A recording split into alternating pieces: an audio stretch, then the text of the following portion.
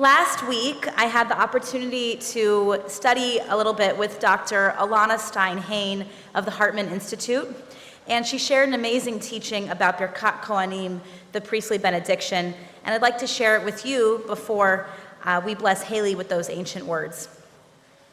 The Kli Yakar, who served as chief rabbi of Prague in the 17th century, looked at the three parts of Birkat Kohanim and interpreted them as three different ways of relating to God.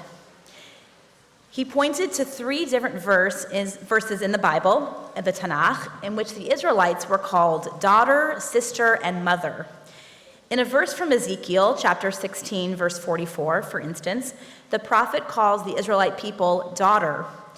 The Kli Yakar explains that at first, when Israel was called daughter, we saw God as all-knowing, the authority figure, the one in control, the way a young child looks at their parent.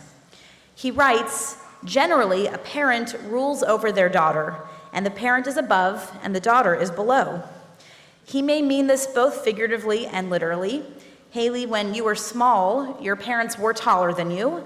Now, maybe not as much. God as parent is the protector and the one in charge. This relationship corresponds to the first blessing in Birkat Kohanim, Yivarechecha Adonai v'yishmarecha. May God bless you and protect you. In the Kli Yakar's words, an abundance of blessings flow from above because God guards you, and the one guarding is always above the one being guarded. In a second biblical verse from Shir HaShirim, Israel is called sister.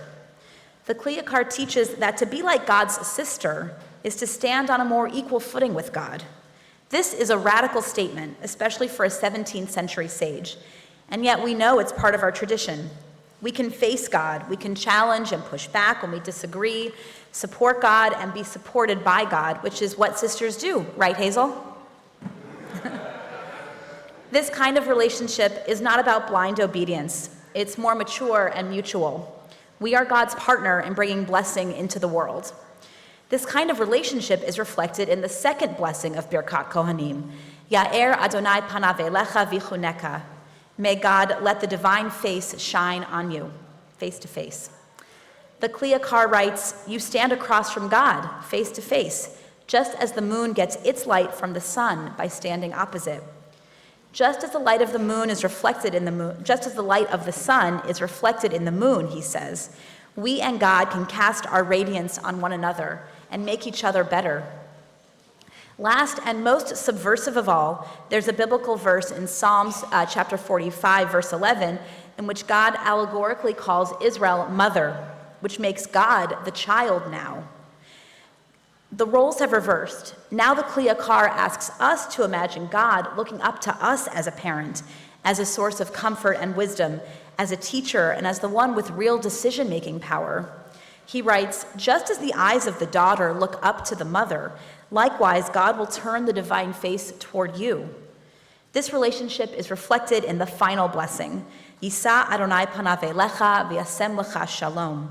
May God lift the divine face to you and give you peace. This remarkable and beautiful teaching offers us a lot to think about. First, it shows us that there's a good deal of room in our tradition for different ways of conceiving of God and relating to God, some quite unexpected and surprising. And these ways can change and evolve throughout our life. If we got stuck at some point thinking about God as a big man in the sky, we might consider opening ourselves up to seeing divinity in other forms, encountering God through other kinds of experiences, and in particular during this season leading up to the holidays. As our life circumstances change, we might find value in many different paths toward the Holy One, toward holy connection. Second, parents traditionally offer the words of Birkat Kohanim to their children on Friday nights, blessing them with God's protection, wisdom, and peace. In a way, these three blessings reflect the evolving parent-child relationship. The first blessing, asking for protection, reflects the time when a child is very young and depends on the parent for everything. We enter the stage of the second blessing around the age of B'nai Mitzvah. As a young adult's light begins to shine in the world, parents begin to look at their children more face to face, as someone who's more independent, someone on whom they can rely, someone from whom they can turn and learn from. and even someone they might receive argument and pushback from.